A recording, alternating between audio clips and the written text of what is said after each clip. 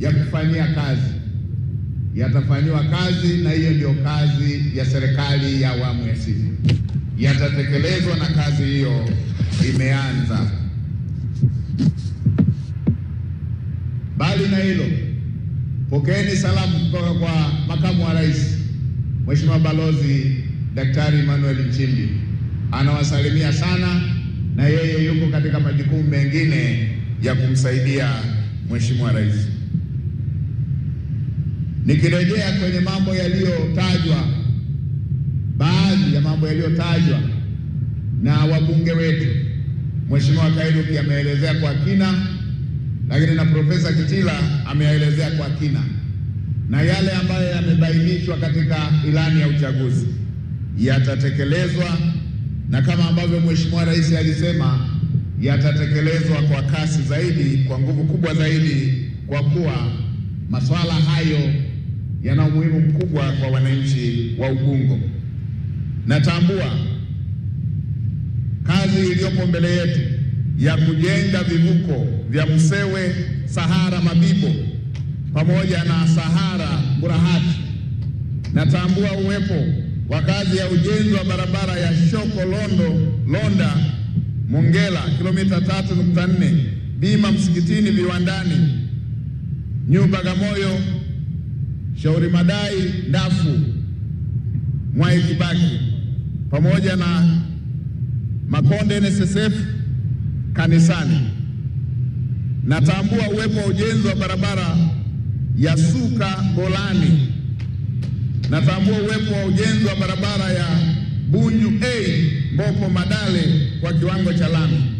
Natambua uwepo wa ujenzi wa barabara pamoja na makaravati maeneo ya Mazulu, Ebonite, Goba Mwishehe, Ebeneza, Bwege Shimbi pamoja na Mpiji na John D, Lapazi, Beni, Kingazi A, Delini, Goba Awazi, Silayo, Msuguri na Mtipesa. Natambua mradi wa maji wa Msumi kutoka tenki la Tegeta. Natambua ukamilishaji wa ujenzi wa barabara ya Kibamba Mloganzila, sehemu ya Mloganzila na Mloganzila Citizen kilomita 8. Natambua uwepo wa ujenzi wa barabara ya kiwango cha lami, barabara za Msumi, Goba, Korea, Hondogo, Shija, Posta, Matembe na Sheki Bofu, Msikitini, Sinza KKT, Segesera, Juma Ikangaa na Ubungo Tiptop. Barabara ya Goba Kuzindi, Goba Majengo, Konoike, Malamba, Kingazi, Ufi, Makaburini, Njeteni, Makabe na Azimio. Natambua uwepo wa ujenzi wa barabara ambazo zinaendelea Kimara Bonyokwa kwa kiwango cha lami, ujenzi wa barabara ya Kibamba Kisokwa Kwembe Makondeko kwa awamu ya kiwango cha lami, ujenzi wa barabara ya Kibamba Magoe Mpiji kwa kiwango cha lami, ujenzi wa barabara ya King'ong'o kwa Msuguri, Urasa Mabibo Hostel, Makaburini, Tatedo kwa kiwango cha lami, pamoja na maeneo mengine kama yalivyoainishwa. Haya ni maeneo baadhi, lakini orodha nzima ya miradi ni mingi, na nikielezea yote tutakosa muda. Yote inaenda kufanywa kazi, na haya ni baadhi ya maeneo ya miundombinu upande wa barabara za mitaani kwenye mitaa yetu, pamoja na orodha nzima ya miradi ya miundombinu kwa Dar es Salaam nzima ambayo iko kwa takribani kurasa 9. Hizi ambazo waheshimiwa mawaziri wameongelea zitajengwa, na mimi nielekeze waziri wa TAMISEMI pamoja na wa ujenzi, barabara hizi waaminini wakandarasi wazawa wakazijenge. Tulipitisha sheria ya kuruhusu wakandarasi wazawa wapewe kazi. Ni lazima tuanze kuwaamini wakandarasi wazawa wafanye hizi kazi, inatokea barabara mpaka za mtaani, kilomita 1, 2, 3, kilomita 4, tunakutana na wakandarasi wote wageni. Miaka zaidi ya 60 ya uhuru, lazima tuwaamini na tujenge nguvu ya wakandarasi wazawa. Kwanza, hii ni nchi yao, watakuwa wazalendo, watatekeleza mradi wakijua wanaifanyia kazi nchi yao. Na hili, Mheshimiwa Waziri, wala sio ubaguzi. Mungu ni mwema sana, kila watu waliwapa nchi yao. Tanzania ni ya Watanzania, wala msiogope kuwaamini na kuwapa kazi wafanye. Mimi ni toleo la mbali kabisa la Chuo Kikuu cha Dar es Salaam. Wapo wa mainjinia waliotangulia kama sisi, wa rika letu tumefika mpaka tunaweza kuaminiwa serikalini kuwa waziri mkuu. Injinia tuliyesoma naye anashindwaje kujenga barabara ya kilomita 1? Wapatieni kazi hawa wengine, hawa wanaokuja watasimamiwa na wakandarasi wazawa. Wawaombe kazi, wapewe subcontract kama ambavyo miaka mingi Watanzania wazawa wamekuwa wakipewa subcontract na wageni. Na kazi kubwa zinafanywa na wakandarasi wazawa. Hawa wanabaki kutembea na briefcase na suti. Kazi zinafanywa na wazawa. Na wengine serikali inawalipa, wanawababaisha wazawa kuwapa fedha zao ambazo kazi imeshafanyika.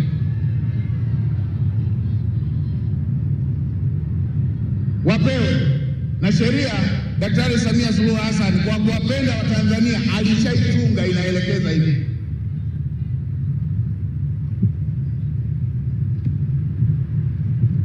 Ndugu wa Tanzania,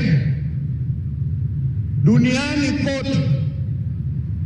kote hakuna nchi ambayo wananchi wake wote wameajiriwa serikalini.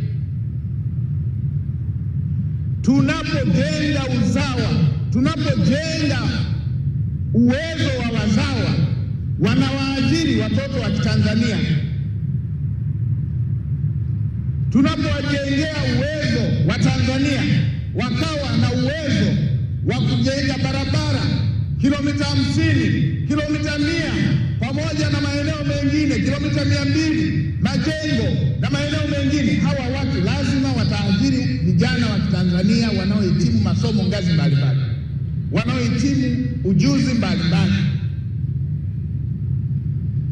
na hili liende sambamba hata katika maeneo mengine.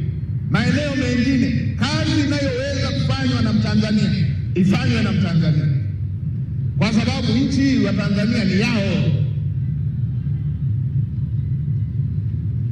Yapitiwe mpaka na maeneo ya biashara zinazoweza kufanywa na Watanzania zifanywe na Watanzania.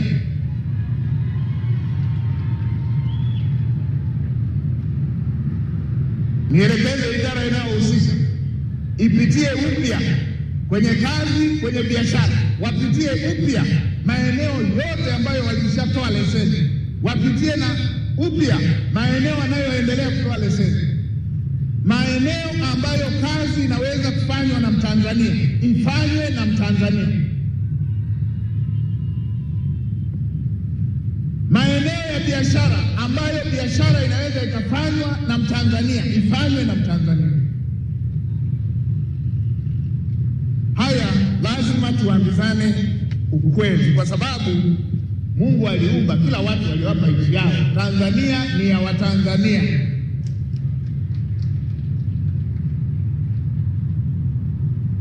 Na wale wengine na wenyewe wapewe kazi na Watanzania.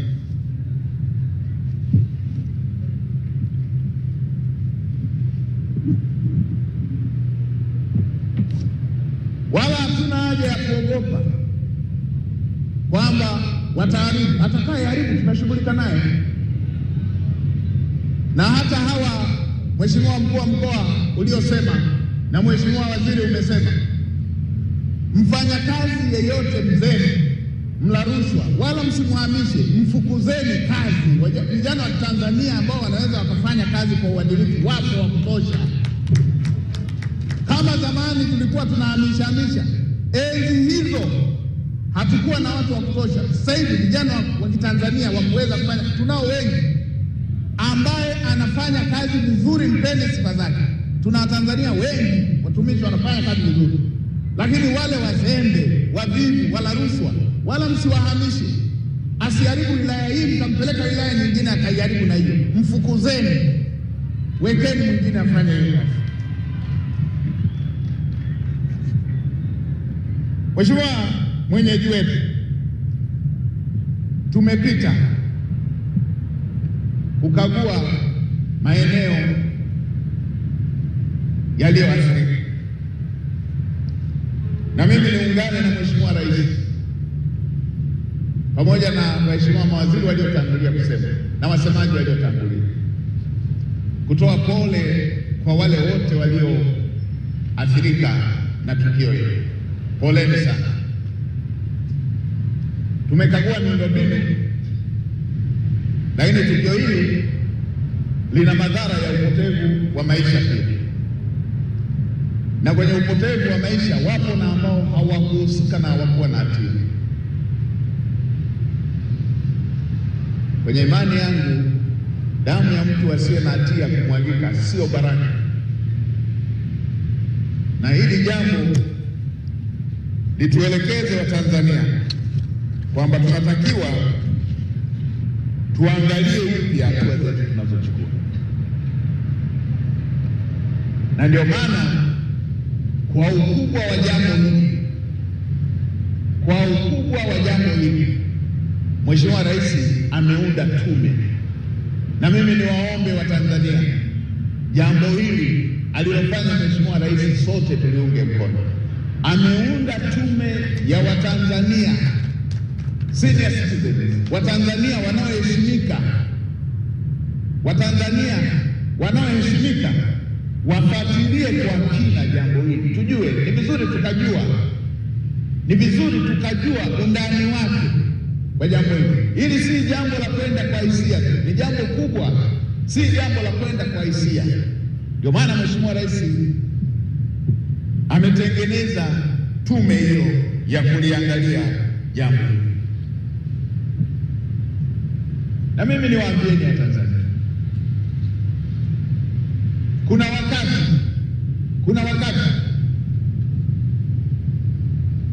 wakati tunasahau hali ya nchi yetu. Ndio maana mambo ya aina hii yanaweza yakatokea, na yakishatokea na mambo ya aina hii yakitokea, tunayachukulia kwa uwepesi. Jambo kubwa na gumu tunalichukulia kwa uwepesi. Tumuunge mkono Mheshimiwa Rais kwenye tume hii. Tuwaunge mkono wajumbe walioteuliwa, tuwape ushirikiano ili jambo hili liweze kutupa undani wa tukio hili, jinsi lilivyofanyika na hatua stahiki za kuchukua. Hili si jambo dogo.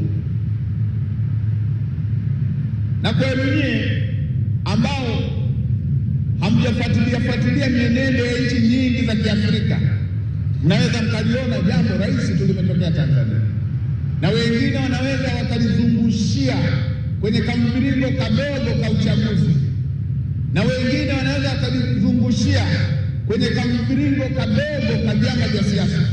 Mimi niwaambieni, nimekuwa mtukutu wa kufuatilia mambo ya Pan-Africanism tangu harakati zile nimezifuatilia za mataifa, kuanzia yale yanapata uhuru na yalipopata uhuru na jinsi yalivyoenda. Fuatilieni. Waombe wa Tanzania tuwe makini,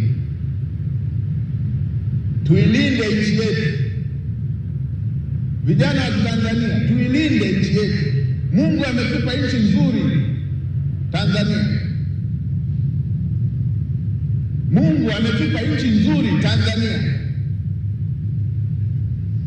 Na niwaambie wana Dar es Salaam, Tanzania si mali ya serikali,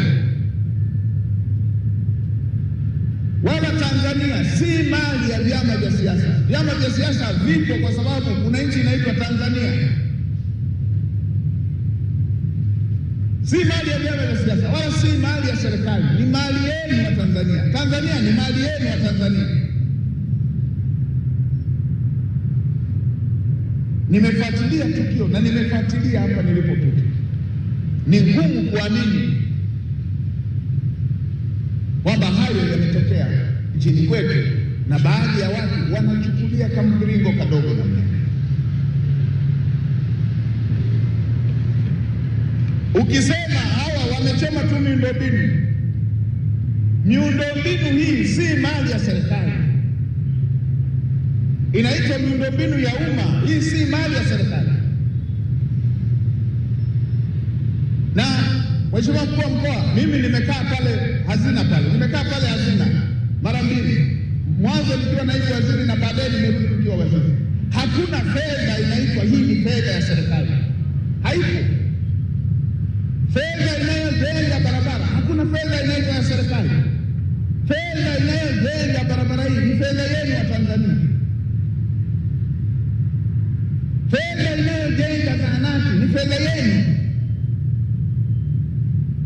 Kila Mtanzania mpaka mtoto mchanga anachangia kwenye fedha ya barabara, anachangia fedha ya zahanati, anachangia fedha hata kile kinachoitwa kituo cha polisi. Si mali ya polisi, ni mali yenu wa Tanzania. Ukinunua shati kuna sehemu ya fedha inaenda kujenga barabara. Kufuatana na bei unayopewa unajibana. Mheshimiwa Mwenyekiti, Mheshimiwa Mkuu wetu wa Mkoa, Watanzania mimi ninaowafahamu, hakuna anayelipa kodi kwa sababu ana mapesa mengi hata ametaka mengine aende serikalini ili ijenge barabara. Wanajibana. Kuna aina ya maisha mmejinyima ili barabara hizi zijenge. Kuna aina ya maisha mmejinyima ili vituo vya afya vijenge. Si pesa ya serikali. Na hata palipoharibika mtajinyima tena tuparekebishe.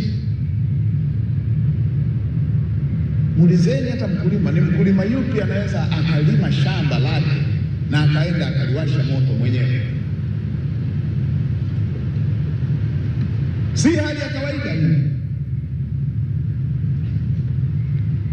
Hii si hali ya kawaida.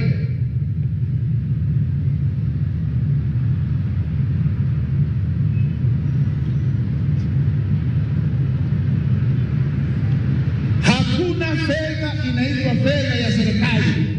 Fedha ni yenu wa Tanzania, ndio inayofanya maendeleo haya.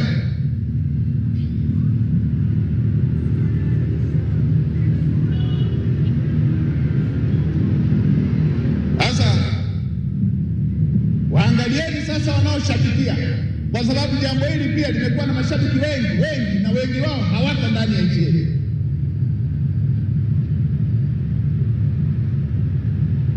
Hili jambo hamjaona hata viongozi wakiwa wale pale, kiongozi wa chama cha siasa yule pale yuko na kamati kuu yake, wako halijawa hata hivi. Wanaoshabikia wengi hawako hata hapa Tanzania. Hawako wao, hazipo familia zao, hamna uhakika kama bado wana uraia wa Tanzania, na hata kama wanaongea Kiswahili hamna hata uhakika kama bado ni wa Tanzania. Wanawaambia chomeni nchi yetu, chomeni barabara, chomeni na hospitali. Mkishamaliza kuchoma hospitali, anaugua mtoto wako, hospitali ilishachomwa moto. Yeye na watoto wake wako na hospitali pale kuwa na mdomo huko ugaibuni walipo.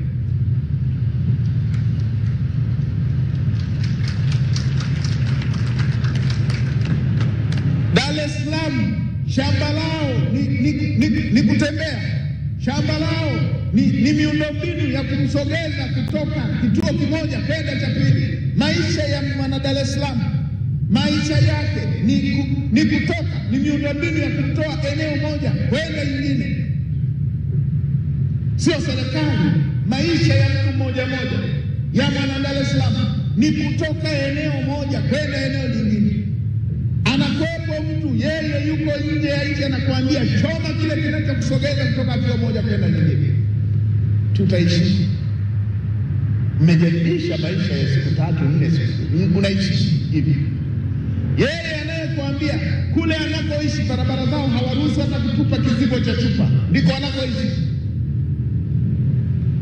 Hawaruhusu hata kutupa karatasi, ndiko anakoishi yeye. Anakuambia yeye kwako choma. Na wewe huna fursa ya kwenda anakoishi, anayekuambia choma.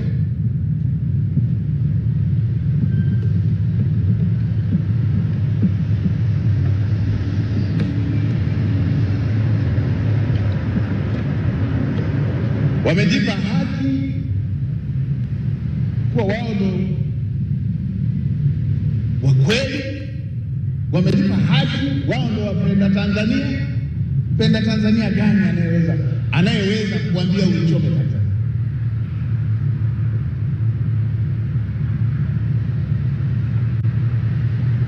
Mnajua uraia wao, Kiswahili ndio kinawafanya mseme yao, kwa sababu wanaandika Kiswahili kwamba ni wa Tanzania.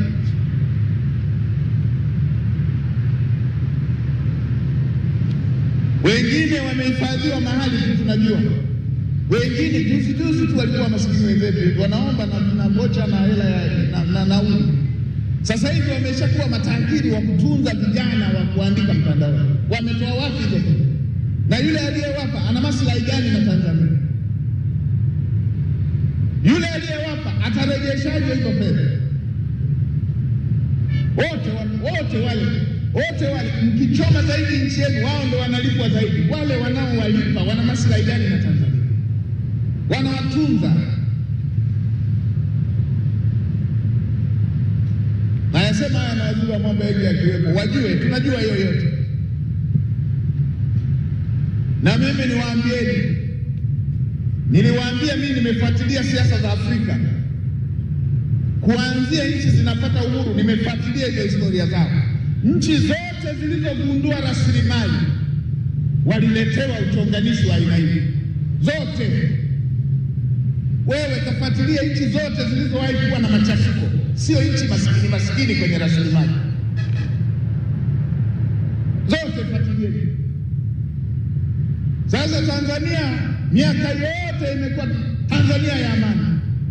Eti miaka tunayogundua kwamba tunakuwa nchi miongoni mwa nchi 5-6 zenye gesi nyingi zaidi Afrika.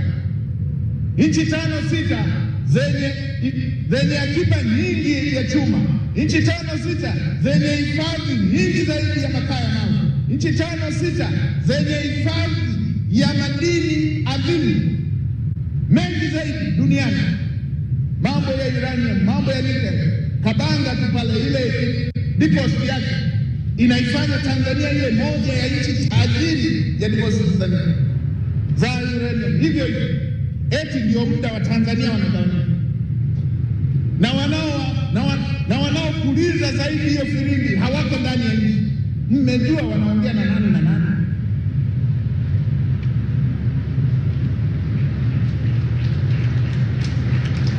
Mnajua wanatumwa na nani? Ni nani anayewalipa? Na mimi niwaambie, waliowatuma na waliotumwa, wale wanaomezea mate rasilimali za Tanzania. Rasilimali za Tanzania zitalindwa kwa gharama isiyohesabika, zitalindwa kwa gharama yote. Yeyote watameza mate mpaka yataisha. Madini ya Tanzania, rasilimali za Tanzania, gesi ya Tanzania ni kwa ajili ya Watanzania. Watameza mate yataisha. Na wale wanaowatumwa wawatume.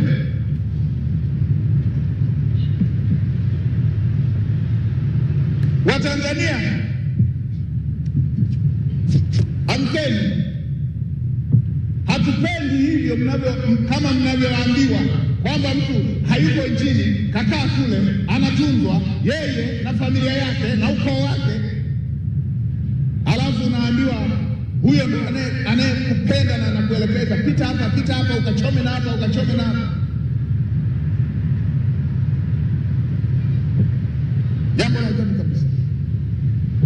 Kaka yangu Profesa Kitila anakumbuka kule kwetu Unyirambani na Usukumani kule zamani kulikuwepo na tabia za kupiga watu. Sisi tulikuwa tunaonywa na wazazi wetu.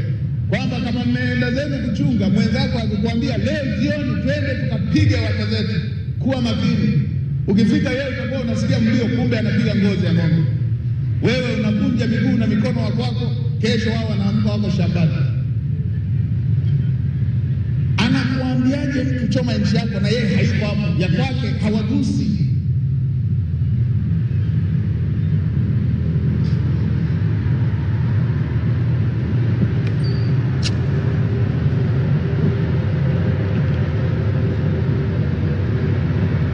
Narudia tena, na waomba vijana wa Tanzania, Mungu ametupa nchi nzuri, tuilinde. Hii nchi si mali ya vyama vya siasa, hii nchi sio mali ya serikali, hii ni mali ya Watanzania. Watanzania, nchi hii ni mali yetu, na miundombinu yake yote hii. Narejea, hata ofisi ya serikali ya kijiji si mali ya serikali, ni dhamana, wanatumia dhamana ili Watanzania wakapate huduma. Hivyo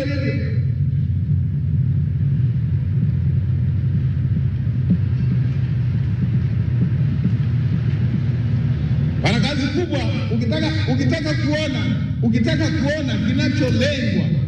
Ukitaka kuona kinacholengwa ni rasilimali. Angalia maeneo yanayoguswa. Maeneo yanayoguswa ni maeneo sensitive ambayo binadamu wa kawaida hauwezi kuyagusa, ndio yanayoguswa. Unaanza kutengenezwa ugomvi unaohusisha dini zetu, unaohusisha imani zetu. Huyo mtu anaitakia mema nchi yetu. Ni familia gani ambayo utaikuta wao kwenye undugu wao wapo kwenye dini moja? Nani? Familia gani hiyo utakayokuta iko hivyo? Tuna kama askofu, wazazi wao walizaliwa walikuwa Waislamu. Tuna mashehe, wazazi wao walikuwa Wakristo. Utaigusa familia gani ambayo wao kwenye ukoo wao wako kwenye dini yao pekee yao, wao kwenye undugu wao na jamaa na kila jamaa wako kwenye dini hiyo yao, lakini tunaletewa mpaka hivi. Nimejaribu hata kufuatilia baadhi ya maeneo kwa sababu ni mfano itifaki zingatiwe. Nikaangalia hata mtangulizi wangu, nadhani yeye ni msikitini, mke wake wa kanisani. Nina rafiki yangu mmoja waziri hivi, yeye wa kanisani, mama yake wa msikitini. Yeye wa msikitini, mama yake wa kanisani. Na niwaombe viongozi wetu wa dini, mna haki na tunaheshimu sana ushauri wenu. Epukeni kupelekwa kwenye maeneo ya kugonganisha. Ikitoka kwenu itaenda kwa waumini wenu, na ikifika huko hatutakuwa na nchi tena. Kaeni, mbona mna fursa nzuri huwa mnakaa? Kaeni, rudini kwenye utaratibu wa kukaa. Hata kama kuna eneo mna mitazamo tofauti, kaeni muimalize mitazamo. Tubakize nchi yetu ikiwa moja.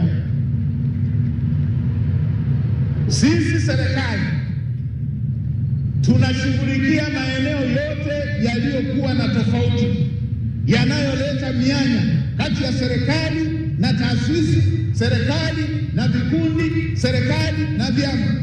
Mheshimiwa Rais kwenye ofisi ya kazi ajira ndani ya ofisi ya Waziri Mkuu ameongeza na kitengo cha mahusiano kitafanya kazi hii.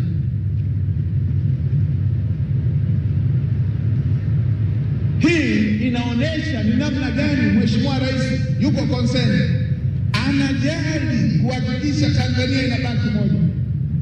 Anaweka umuhimu kuendeleza umoja wa Watanzania. Limetokea tukio kubwa, ametoa msamaha kwa vijana ambao walishiriki bila kuwa wanajua kitu gani kinachoendelea.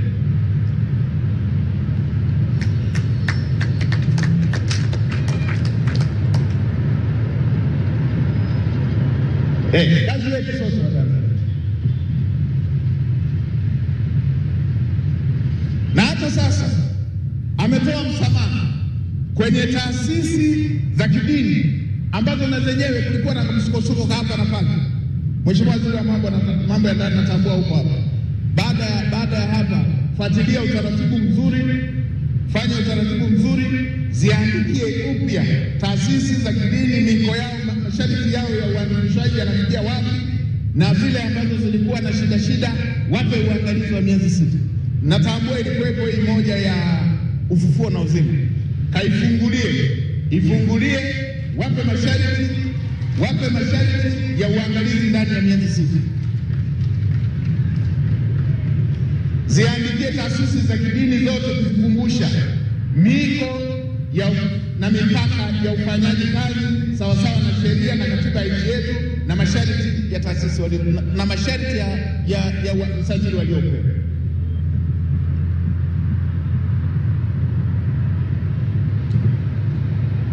Na nendeni mkayaangalie huku ya masharti.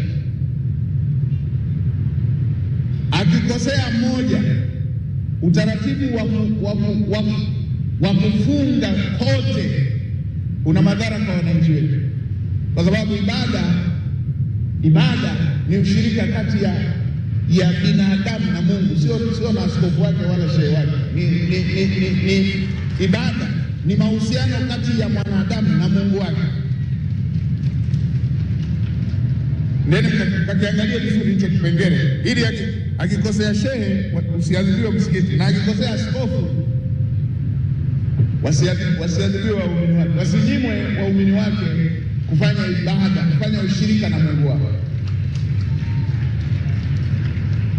Mheshimiwa Rais anajali mahusiano ya nchi yetu, anajali umoja wa Watanzania, na sisi wasaidizi wake tutalifanya hilo jambo kikamilifu. Kwenye hii barabara, tukianza na maeneo haya yaliyoharibika, Wizara ya Ujenzi, TANROADS, DART, TAMISEMI, UDART na wadau wengine wote wanaohusika, anzeni mara moja, kaeni mara moja, mtengeneze utaratibu wa mdhibiti.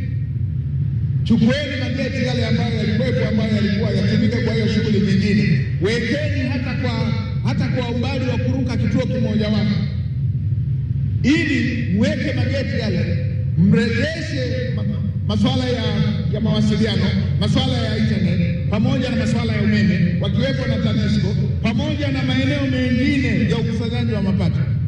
Ndani ya siku 10 tuone hii shughuli ikirejea katika hali yake ya kawaida. Kaeni kuanzia leo, muyaratibu, husisheni wadau wote, wakandarasi, husisheni mabenki, husisheni wadau wote kwenye kila eneo ambapo mnaona kuna mmoja wapo anahusika. Kaeni pamoja, tupate suluhisho la mpito wakati tunaandaa suluhisho kurejesha katika utaratibu wake wa kawaida. Hili ni jambo la muhimu ili Dar es Salaam irejee katika hali yake ya kawaida.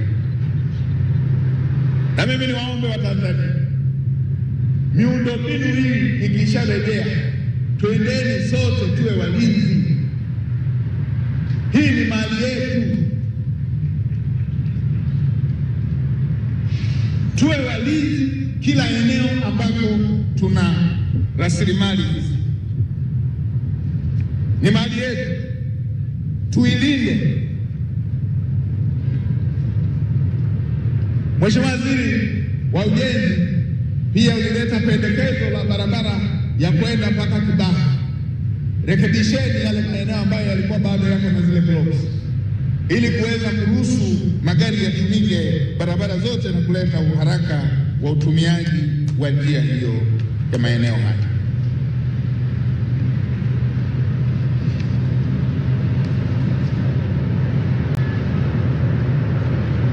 Niseme eneo moja la mwisho, nikiwa nawapa pole wale wa biashara binafsi. Ndugu wa Tanzania, nilitangulia kusema pale mwanzo kwamba duniani kote hakuna nchi ambayo wananchi wake wote wameajiriwa serikalini, na sisi hapa population yetu walio wengi ni vijana. Tuna vijana wengi wanahitimu darasa la saba, tuna vijana wengi wanahitimu ngazi mbalimbali, vyuo vya kati, vyuo vya ufundi, vyuo vikuu.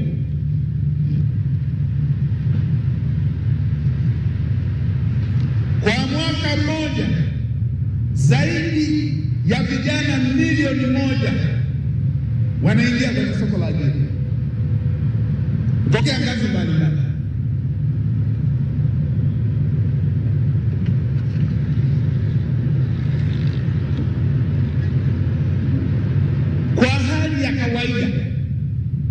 Kwa hali ya kawaida vijana milioni 1, milioni 1.5, milioni 2 hawawezi wakaajiriwa kwenye idara za serikali wote kila mara. Kama tunataka vijana hawa wapate ajira, ni lazima tuanze kujenga utaratibu wa kuheshimu sekta binafsi. Ndio maana serikali inajenga nguvu ya sekta binafsi, kuanzia kwa wakandarasi wazawa, wafanyabiashara, mifuko mbalimbali ya kusaidia vijana. Na mwaka huu Mheshimiwa Rais ameunda wizara inayoshughulikia masuala ya vijana. Lazima tujenge utamaduni wa kuheshimu sekta binafsi. Huyu anayekuambia choma na biashara za watu binafsi anachoma na ajira za vijana wa Tanzania. Hachomi ya mwekezaji peke yake, anachoma na ajira za vijana wa Tanzania.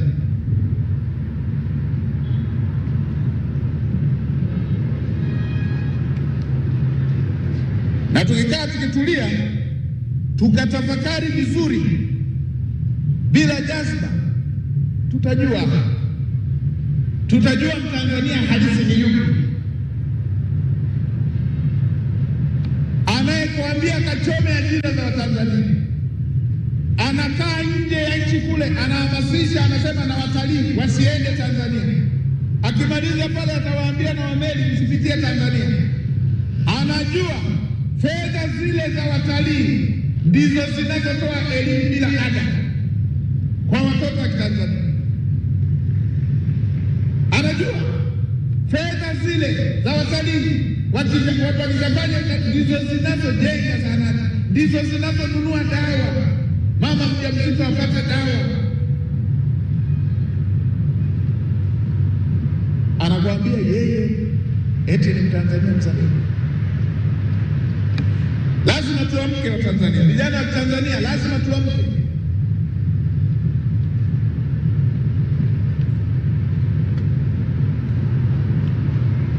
Lazima tuamke, tuwakatae wazi watu wenye nia mbaya na nchi yetu kwa kiwango hicho.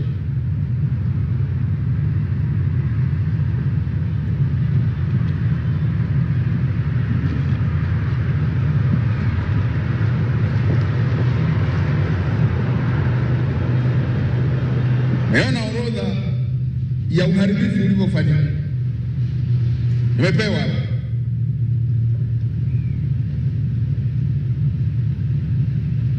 ofisi za serikali za kata, ofisi za kata zaidi ya 700, mabasi ya mwendo kasi,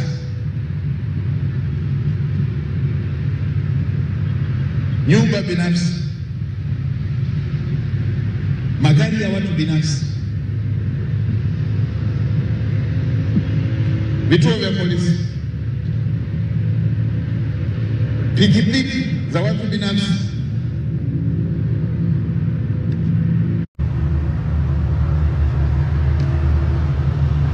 Haya yote ni mambo yanayohusu Watanzania.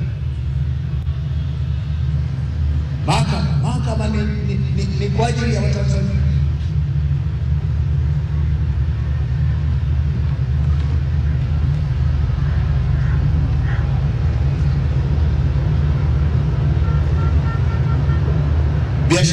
binafsi, ni kwa ajili ya Watanzania. Na sasa tunaendelea kusisitiza hivyo kwamba ni lazima tuheshimu sekta binafsi, na sisi tunawaambia na watendaji wa serikali lazima waheshimu sekta binafsi, kwa sababu ndio inayotoa ajira kwa Watanzania. Nirejee kutoa pole tena kwa wahusika waliopatwa na madhira hayo kwenye shughuli zao binafsi.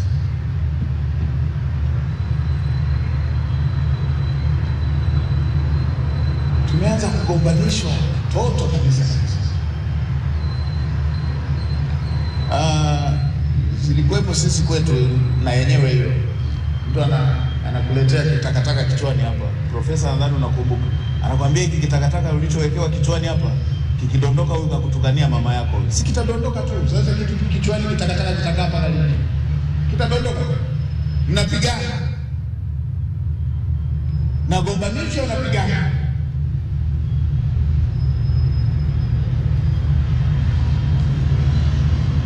Mataifa yeyote tajiri yana sekta binafsi zilizoshiba, yana sekta binafsi, biashara za mtu mmoja mmoja. Hata hivi sasa tunavyosema tuondoe umaskini wa Watanzania, sio umaskini wa serikali, tunataka umaskini wa Watanzania. Wataondokaje? Watakuwa na shughuli zao zinazowapa kipato. Wewe anakuambia kachomeni biashara za watu, anarudisha Watanzania kwenye umaskini. Watanzania si serikali, ni mtu mmoja mmoja. Ona mfano aliotoa mkuu wa mkoa na mheshimiwa waziri, na sisi wizara yetu tushiriki kwenye hatua ambazo zinapendekezwa na mkoa. Ona mfano anaotoa mkuu wa mkoa.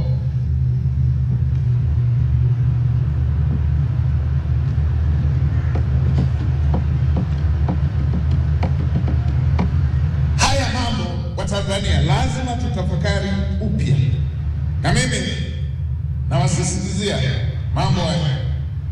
Moja, vijana wenzangu wa Tanzania, Mungu ametupa nchi nzuri inaitwa Tanzania. Mbili, Tanzania si mali ya serikali, ni mali ya Watanzania. Tatu, Tanzania si mali ya vyama vya siasa. Nne, tafakarini upya. Mwalimu Nyerere aliwahi kusema Mtanzania wa kawaida hawezi kununua watu kabla yeye kwanza kununuliwa. Hawa wanaosajili watu wanakaa nchi za jirani, wanasajili watu, wanasajili vijana, kuhamasisha usiku na mchana kwamba chomeni nchi yetu. Wamelipwa na nani? Nani anawatunza? Nani kawatuma? Na yule aliyewatuma ana maslahi gani na nchi yetu? Lazima tuone kinacholengwa ni rasilimali zetu. Hiyo sio kupendwa, kinacholengwa ni rasilimali zetu.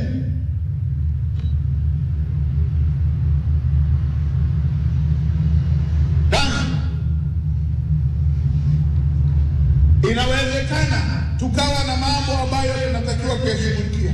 Tutayashughulikia tu tukiwa na umoja, tukiwa na amani. Moja akasema ni katiba. Ipo na kwenye ilani. Tutaandika tu katiba kama tuna amani, tunaheshimiana na tuna umoja. Hamna katiba imewahi kuandikwa kwa mawe kwamba kila mtu kashika jiwe lake mkononi wakaandika katiba. Haipo hiyo nchi.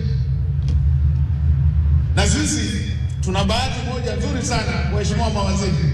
Tuna katiba ambayo tuna katiba rasimu ile inayoitwa ya Warioba, document hiyo na yenyewe ipo, na tuna katiba inayoitwa pendekezo. Hatuna hata haja, ni jambo tu la kusema hivi tunaokubaliana tunaanzia hapo. Hilo la kuuana.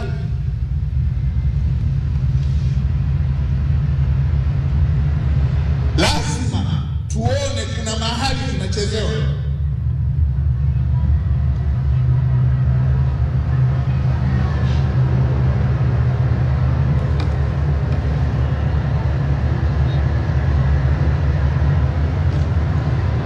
Ili wajipe heshima, wanataka kumuondolea heshima kila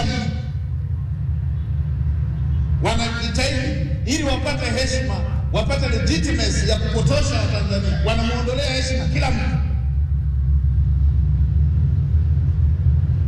Ndivyo walipofanywa Libya, ndivyo walipofanywa Angola, ndivyo wapi huku kwingine wanafanya hivi.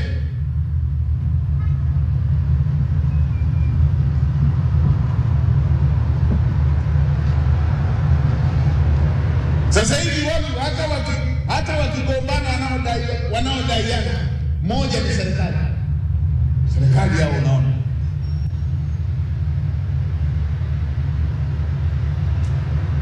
hatuwezi kukawa na nchi ya aina hii.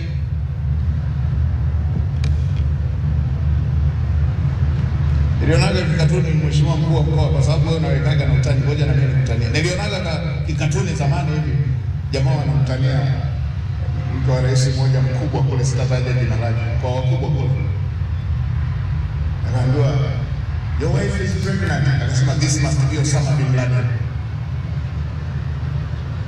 Watu wameshafika eneo la kila jambo likitokea wanasema hii ni serikali.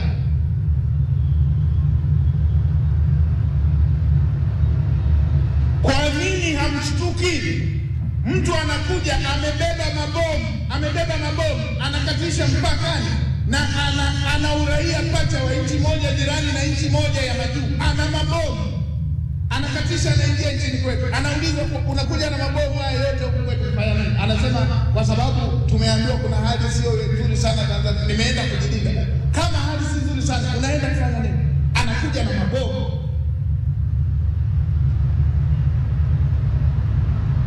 Hivi mmefuatilia kati ya mle vurugu zilipokuwa zinaendelea, mmefuatilia muone wangapi walikuwa na silaha? Mnagombanishwa tu na polisi. Hivi mnajua polisi waliodhurika ni wangapi? Hivi mnajua vyombo waliodhurika ni wangapi? Mnajua wangapi mle walikuwa na silaha? Hivi mnajua wangapi mle hata Kiswahili walikuwa waongea? Na mnachochewa muende tena. Wanajua mkishafika kiasi cha kuuana hamtaaminiana. Wanawategea pale. Wanajua mkishafika pale mtachukiana. Mkishamwaga damu ni unrepairable, ile haina fidia. Hairejei tena. Wakatiza na mabomu.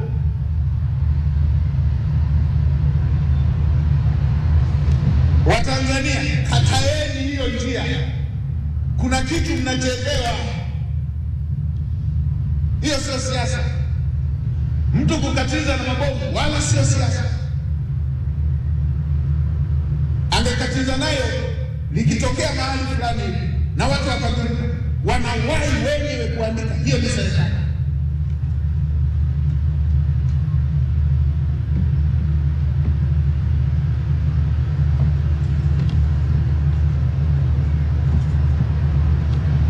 Tulieni, kuweni watulivu, kataeni kupelekwa kwenye uelekeo huo. Na wanaowaandika watoto wenu, nendeni pale, wao na watoto wao hawako hata nchi. Wanajua waliowatuma wengine wana mabomu. Tangu lini Watanzania tumekuwa mtu binafsi unajilinda na mabomu? Tangu lini?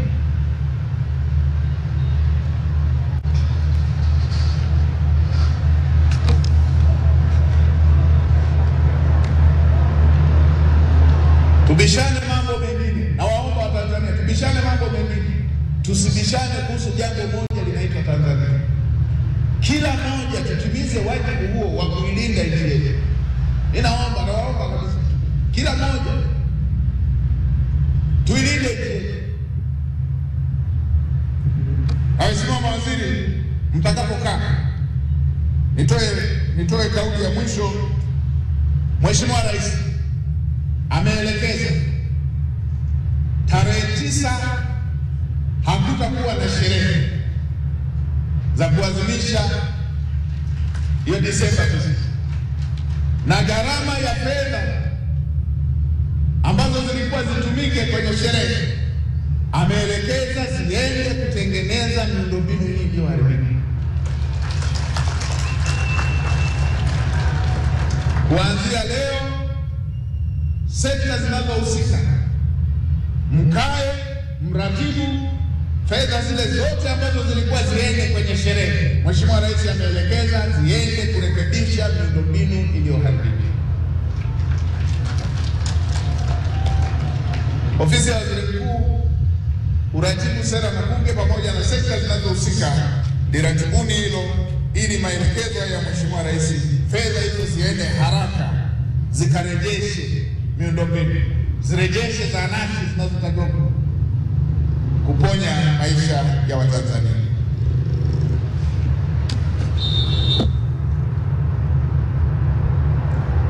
Niwaombe vijana wenzangu, niwaombe Watanzania, niwaombe makundi mbalimbali, twendeni sote kwa kauli moja,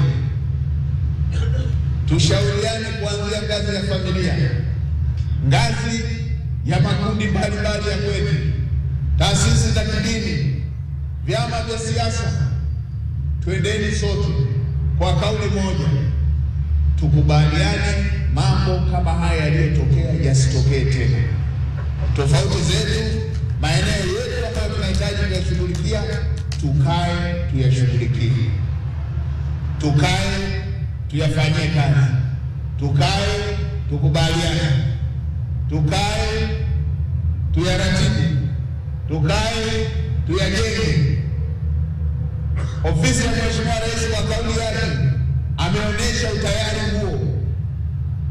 Kwa hiyo political will ya kiwango cha juu, utayari wa ofisi ya juu kabisa, milango iko wazi, na sisi wasaidizi wake ofisi zote milango iko wazi. Tukae tujadiliane yale ambayo yanatugawanya kama Watanzania, tuyamalize. Hatuna haja ya kupelekwa tena kwenye uelekeo ule ambao tumeona madhara yake. Madhara yake mengine hayana fidia, hayalipiki. Unrepairable, huwezi kurepair. Tuiache kabisa njia ile, tuendeni tukae. Vijana wenzangu, najua na mambo yetu, mna wizara rasmi ambayo itasikiliza masuala haya, lakini mambo mengine ambayo yanatuhusu nchi kwa ujumla tutayasimamia kikamilifu ili heshima ya Tanzania iendelee katika hali yake ya kawaida. Mheshimiwa mawaziri pamoja na wananchi wote kwa ujumla, na washukuruni tena kwa mara nyingine kwa ushiriki wenu katika tukio hili muhimu. Wananchi wa Ubungo, wananchi wa Kibamba, na washukuruni sana. Hoja za wana Kibamba tumezichukua, hoja za wana Dar es Salaam tumezichukua. Twendeni tukaambizane kila mmoja wetu, Tanzania ni mali ya Watanzania. Amani ya Tanzania haina mbadala. Tuilinde nchi yetu na tulinde na rasilimali zake. Asanteni sana. Mungu awabariki sana. Na tuyafanye haya yote tukimtanguliza Mungu mbele. Na Mungu atatuwezesha. Mungu awabariki sana.